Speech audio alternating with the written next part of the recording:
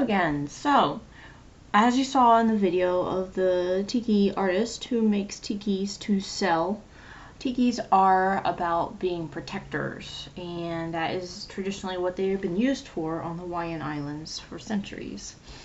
Tikis mark boundaries, they mark places of sacred importance to these people, and they are meant to scare away bad spirits or bad luck and keep the place pure. So going in for tikis,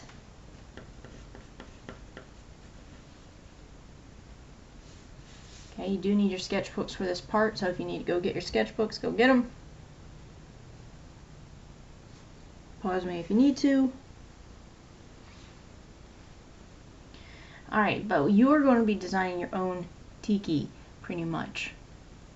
And we are going to start with eye shape.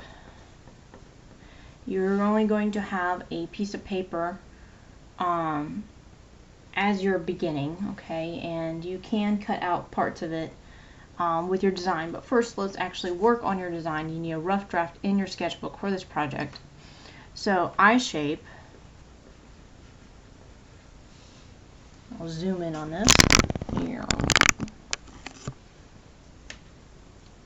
So for eye shape, you could have round eyes,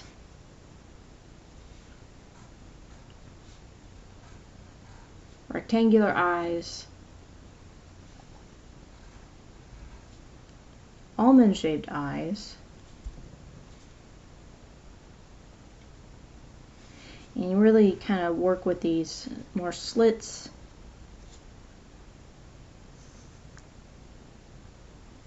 And then of course you can make them angry as well. Remember, these are not supposed to be cute, these are supposed to be fierce because they are protectors. So we can have eye shape, we can work with mouth shape,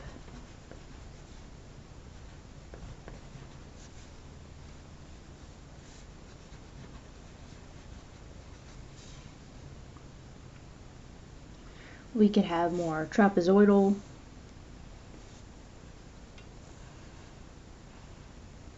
mouth shape, either with a heavier side on top or heavier side on down. We can have kind of a racetrack shape,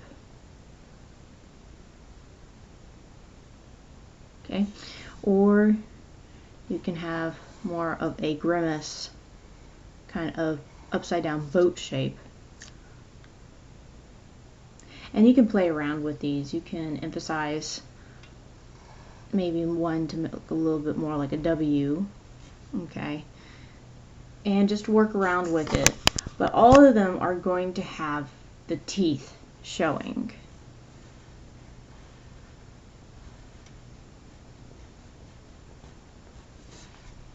So you do have to have the teeth bared, and some of them are going to have a haka, okay, which we have talked about that with the Maori, as the warrior's call, that is supposed to intimidate your opponents. So for this, let's say,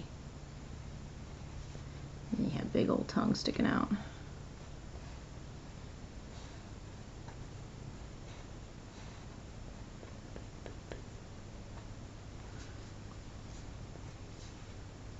So just think, you can have sharp teeth,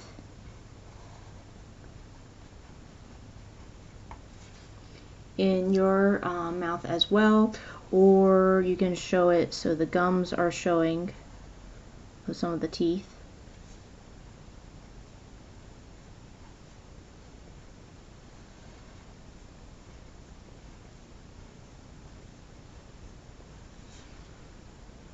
Okay. Or there can be a gap.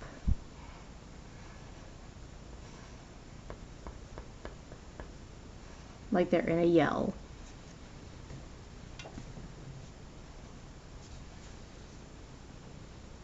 Okay, so think about how you want your mouth shape to be for your tiki.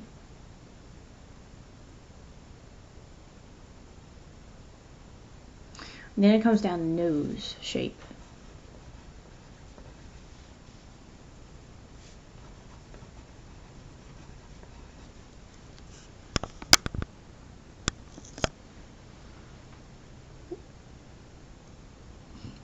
For nose shapes, we could have the nostrils flared out in a way that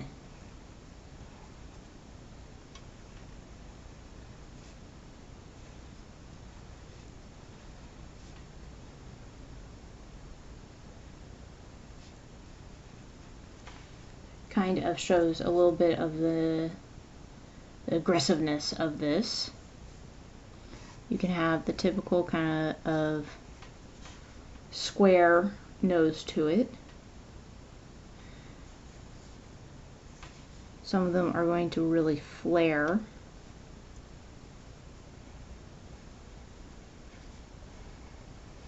And run down the forehead as well. Oops. Or you can just have like a basic kind of triangular nose as well. And these can be played around with.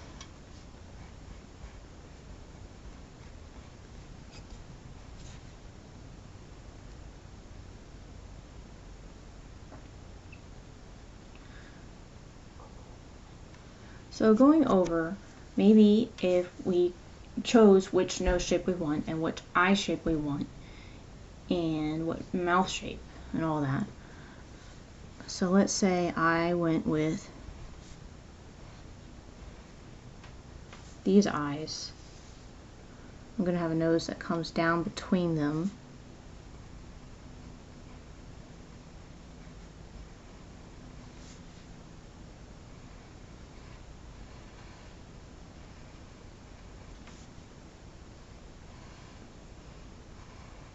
Big lips, okay, you do want to include the lips because you want it to have places for color for all this. So lips, big eyebrows, kind of war paint all over them.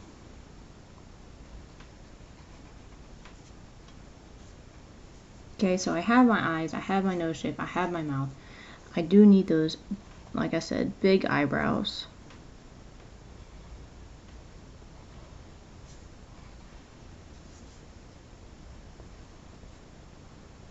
And definitely coming around the eyes.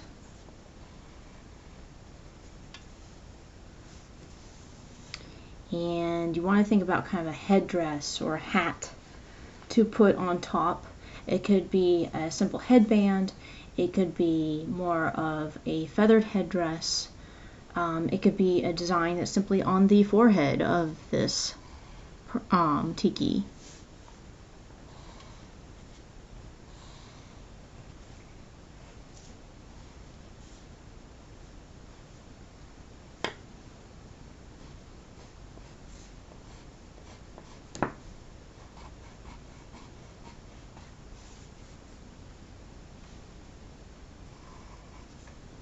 Of course, give it the size of the face.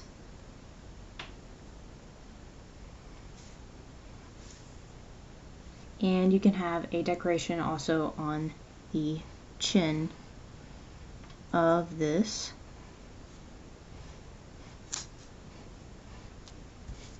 Tiki.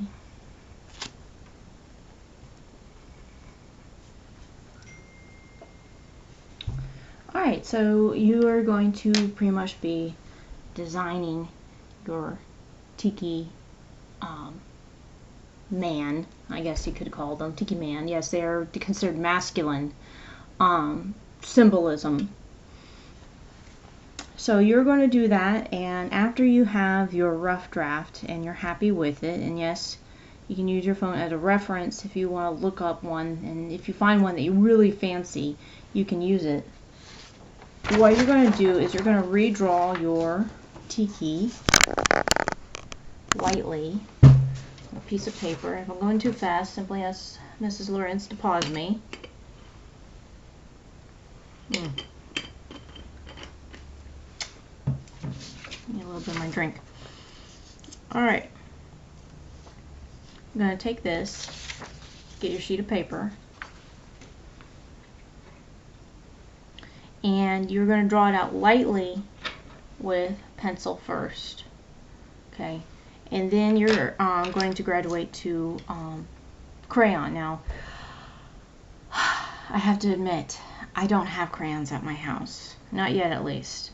I know I'm going to have some with little dude who's here, but not until he's old enough to realize you don't eat the crayons. So I'm just going to actually be working with colored pencil.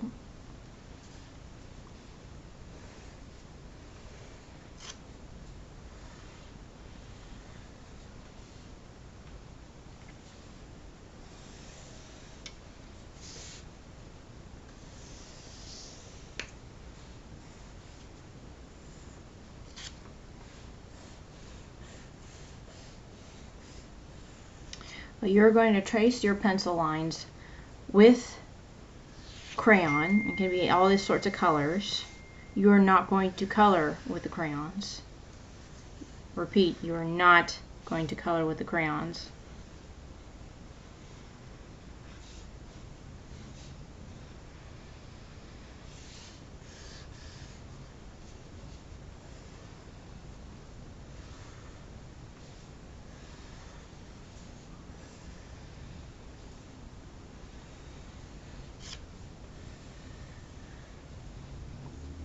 But what you are going to do after you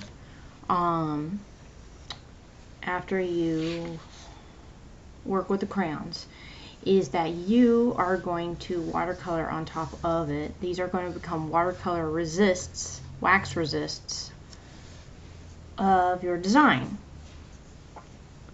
Make sure your tiki is big, because little tikis are not intimidating.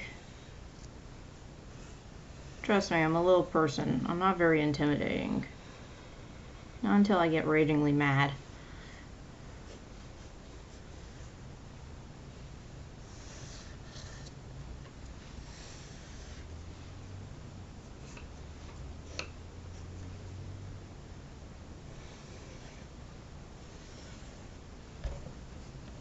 Alright, so after you do your design and you make it big, and I've made it fit the whole paper and everything, what you're going to do is you're going to watercolor it in, and if you have any bits that you don't want on the sides,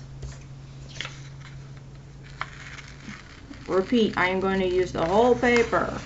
I am going to use the whole paper. No little tikis. Go ahead and cut out your tiki design of any little bits you don't want, and voila, we have a intimidating tiki protector.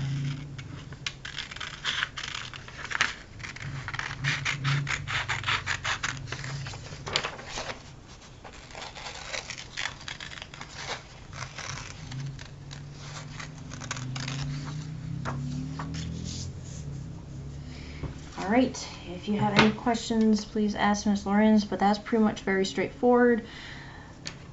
Pencil first, very lightly, then trace over it with crayon as much as you want, and then watercolor it in.